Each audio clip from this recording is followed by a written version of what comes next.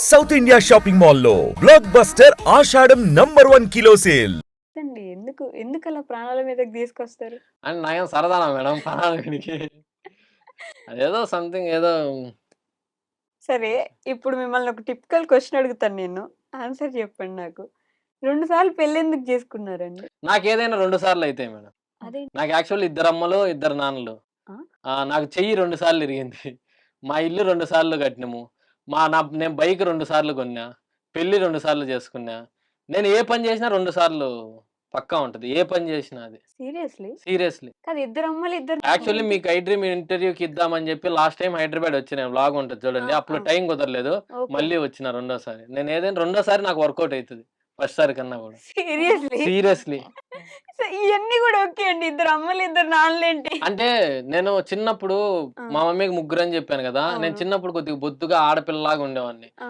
మా మమ్మీ వాళ్ళు ఉండే ఊర్లో ఆడపిల్లల్ని ఎత్తుకొని పోయేవాళ్ళు తిరుగుతున్నారని జెప్పేసి, మా బాబాయ్ వాళ్ళకి పిల్లలు లేరనమాట. మా ఓకే. రెండో బాబాయ్ అంటే మా నాన్న తమ్ముడు ఆ హ్మ్. బాబాయ్ వాళ్ళకి. హ్మ్. ఇంకా ఆళ్ళకి పిల్లలు లేరని జెప్పి నన్ను చిన్నప్పుడే తీసుకెళ్ళి ఆళ్ళు పెంచుకున్నారా? పెంచుకుంటా ఉన్నారు. ఓహ్! సో, ఇంక అప్పుడు వాళ్ళ అమ్మ, నాన్న, వీళ్ళ అమ్మ, నాన్న అట్లా ఇద్దరు అమ్మలు, ఇద్దరు నాన్నలు. 2 సార్లు చెయ్యెందుకు ఇరిగింది? మీరు టీనేజ్ ఆహా! ఉన్నాయయితే. పడ్డారు.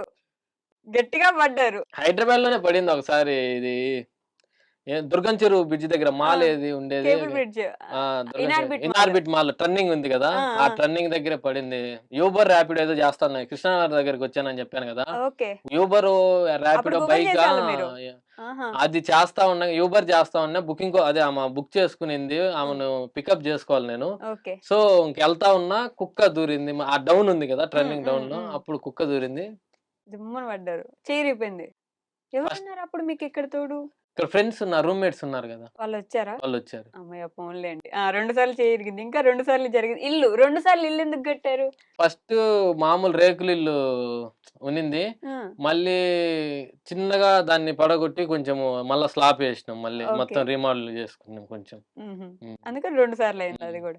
కాదు, 2 సార్లు అవ్వకపోతే అవ్వలేదు రెండోసారి అని జెప్పి మీరే పెళ్లి బాధపడేలాగున్నారుగా. గూడా ఆ భయంతోనే జేసిండ్రు రెండోసారి.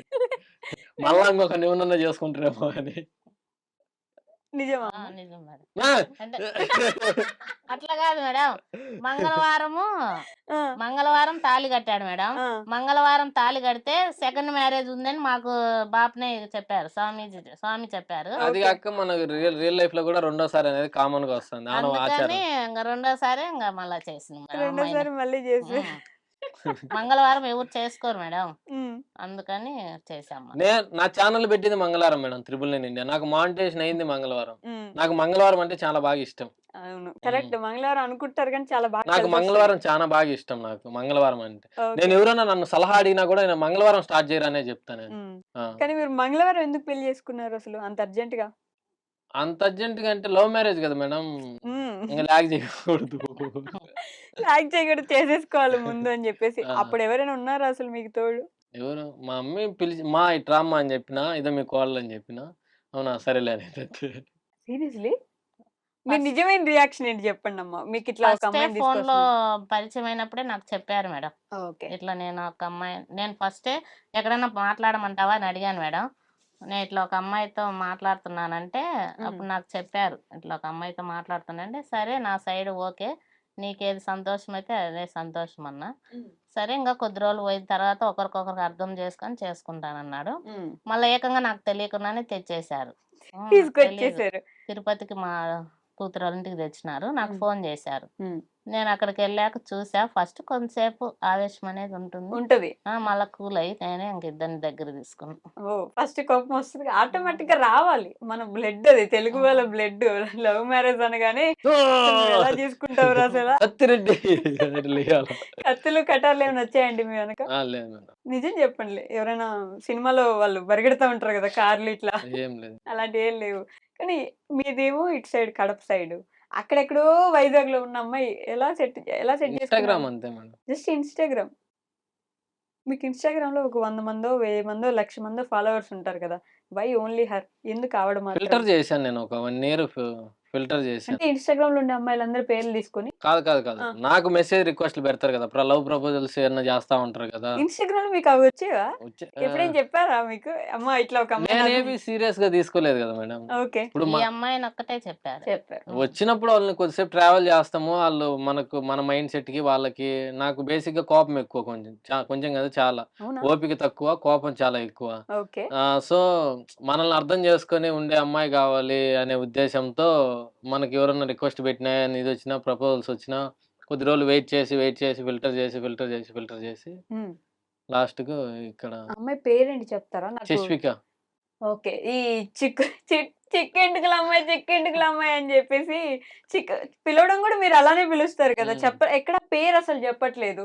అంటే అందుకని లైవ్‌లలో ఎక్కడైనా చెప్తాం గానీ, ఇంక క్యారెక్టర్ నేమ్ అదే గాబట్టి మేబీ అదే జెప్పాలి. హ్మ్. ఇంకా మళ్ళీ కొత్తగా ఇంట్రొడ్యూస్ జేస్తే అదేదో కొత్త క్యారెక్టర్ లాగా అనిపిస్తది జనాలకి. అదే చిక్కు అంటేనే వాళ్ళ మైండ్‌లో ఒకటి ఎలుగుద్ది బల్బు. ఓహ్! చిక్కెంటుకులమ్మాయిరా అని. అందుకని చిక్కు మీరు అట్లా. నిజం జెప్పండి. ఆ అమ్మాయిని అనుకున్న తర్వాతే చిక్కెంటుకల అమ్మాయి అని పెట్టుకున్నారు గదా! ఇట్లా లేదు. క్యారెక్టర్. చిక్కు అనే ప్రాసెస్‌లోనే అమ్మాయి పరిచయమైంది. ఓకే. ఇంగ కొంచెం చూడడానికి అట్టే ఉంటది కాబట్టి మేబీ పెట్టినామేమో. ఎట్టో అది అట్ట కలిసిపోయింది మేడం తెలీదు. మీరు విన్నారా ఇప్పుడు ఏమన్నారో నేనేమన్నా మీరు ఏయ్! అడిగిన క్వెషన్‌కే ఆన్సర్ అలానే వచ్చింది. ఆయనేమన్నాడు? హ్మ్. చిక్కెంటుకల అమ్మాయి అంటే చూడ్డానికి అలానే ఉంటది కదా! అందుకే పెట్టానని అన్నారు మీరిప్పుడు ఆ పేరు. ఆవిడ చూస్తారు కదా ఇంటర్వ్యూ. చెప్పండి మీరు తర్వాత. చిక్కెంటుకల అమ్మాయిలాగా కనిపించావు నువ్వు. నేను అందుకే పెట్టాను ఆ పేరు అన్నారిప్పుడు మీరు. హ్మ్. నేను గొడవ పెడుతున్నా మీ ఇద్దరికి. ఏం గాదు ఆ మేడం. అమ్మాయి మేము ఏం రోజు ఫీల్ కాదు. కొట్లాడుకుంటానే ఉంటాం. అమ్మాయి ఏం ఇబ్బందేం అనుకోదు. లేదు. అనుకోదా? ఏం పట్టించుకోదు. రోజు కొట్లాడుకుంటానే ఉంటాం. అదేం పెద్ద రోజు కొట్లాడుకుంటారు నిజంగానే. మామూలే ఊరక సరదాగా సరదాగా. కొట్లాడుకుంటారు అంతే. ఆ అమ్మాయి అయన్నీ ఏం పట్టించుకోదు. హ్మ్. మరి సెకండ్ మనం పెళ్లి చేసుకున్నప్పుడు కూడా ఎక్కువ మందిని పిలవలేదు. కనీసం మమ్మల్ని కూడా పిలవలేదు. సబ్‌స్క్రైబర్స్‌ని ఎవరిని పిలవలేదు. మేడం ఒకటి నిన్న లైవ్‌లో జెప్పాను. హ్మ్. ఇంకా చేయలేదు ఆ పని. నేను ఎక్కువ హడావిడిగా ఎక్కువ ఖర్చు పెట్టి నా నా కళ్ళు మూసి తెరిస్తే అయిపోద్ది పెళ్లి. దానికోసం నేను లక్షలు ఖర్చు పెట్టాల్సినంత అవసరం లేదు. ఫస్ట్ ఆఫ్ ఆల్ నా దగ్గర హ్మ్. డబ్బులు లేదు. నాకు హాస్పిటలు హ్మ్. ఖర్చు, ఈ ఇది ఖర్చు ఇవే నాకు ఆ అమ్మాయికి సరువు తీపియడానికి నా దగ్గర ఉన్న నేను దాచుకున్న డబ్బులంతా అయిపోయినాయి ఫస్ట్ పాయింట్. ఓకే. ఇంక నేను ఎక్కువ లక్షలు ఖర్చు పెట్టి చేసుకోవాలనుకుంటే చేసుకోవచ్చు. బట్ అంత అవసరం లేదనిపించింది నాకు. అరే! నేను ఇప్పుడు ఫర్ సపోజ్ ఇంత అనుకుందాము. హ్మ్. దీంట్లో నేను పెళ్లి ఆర్భాటంగా చేసుకునే దాని బదులు ఒక సగం పెళ్ళికి పెట్టుకొని, ఒక సగం ఏదన్నా అనాథాశ్రమంలో పిల్లోలకేమన్నా ఒక పూట మా అన్న పేరు మీద గాని, నా బర్త్‌డే గాని ఏదో ఒక పూట పిల్లలకు పెడితే తృప్తిగా ఉంటది కదా! ఆళ్ళతో పాటు కలిసి భోజనం చేస్తే ఆళ్ళకి ఒక పూట పెడితే, హ్మ్. అక్కడ అయ్యే ఖర్చేదో ఇక్కడ పెడితే నాకు బావుంటదనిపించింది. సో, అందుకని సింపుల్‌గా చేసుకున్నా. ఆగస్ట్‌లో గాని అట్లా ప్లాన్ జేయాలి. అంటే యాక్చువల్‌గా మేలో అట్లా ఇద్దామనుకున్నా గానీ, అనాథాశ్రమంలో ఈ హ్మ్. సెలవులకు ఊర్లకు ఎళ్ళింటారు గదా! ఓకే. సో, స్కూల్స్ ఓపెన్ చేసినాక ఎళ్దాంలే అనుకున్నాము. సో, అది కొద్దిగా పోస్ట్‌పోన్ పడింది. ఇంకా ఆగస్ట్‌లో గాని అట్లా ప్లాన్ జేయాలి మేడం. ఆ! మంచి ఆలోచనే అది. ఏముంది ఇప్పుడు పెద్ద ఆ హంగు ఆర్భాటాలు పెట్టి చేసుకునేది ఏమొస్తది? ఏం రాదు. ఫోటోలొస్తాయేమో ఒక 4. ఆ ఫోటోలు ఎట్లా పిల్లలకి కొద్దిగా తీసుకుపోతారు? అన్నం పెడితే కొద్దిగా ఆళ్ళు కడుపు నిండా నేనేమో తింటారు గదా! చెప్పా మేడం. హ్మ్. మళ్ళా చేసుకోరు కదా! హ్మ్. మన శక్తికి తగ్గట్టు మనం బానే చేస్తాము. హ్మ్. ఇబ్బంది లేదు నీకు. ఒక హ్మ్. 5,00,000 నేను పెడతానని చెప్పా మేడం. హ్మ్. ఇనలేదు మా అబ్బాయి. హ్మ్. హ్మ్. అమ్మ చూడండి మీకు ఫస్ట్ నుంచి కూడా ఏది తక్కువ కాకూడదు. అన్నీ ఇవ్వాలి, అన్నీ ఇవ్వాలి, ఒక అన్నీ ఇవ్వాలి. వయసొచ్చిన తర్వాత డబ్బులు ఖర్చు పెట్టాలంటే ఆలోచన. కొద్దిగా నేను ఒక రూపాయి పెట్టాలంటే 100 ఆలోచిస్తా మేడం. హ్మ్. నా ఎంబీఏ సీరీస్ చూస్తే కొంచెం అర్థమైద్ది ఓకే. వ్యాపారంకి. హ్మ్. హ్మ్. హ్మ్. అంటే రియల్ లైఫ్‌లో మరీ అంత ఉండదు గానీ, అనవసరమైన వాటికి అంత అవసరం లేదు. దీని బదులు యూజ్ అయ్యేది ఏమన్నా ఇంకోటి తీసుకోవచ్చు గదా! హ్మ్. ఇప్పుడు మైండ్ అటెళ్తుంది. ఒకప్పుడైతే దుబారుగా ఖర్చు పెట్టేవాడిని. ఓకే. ఒక ఇప్పుడు కొంచెం డబ్బులు తగ్గిచ్చారు. ఆదా చేయాలి. ఖర్చు పెట్టడానికి చేతులు రావట్లే ఫస్ట్ పాయింట్.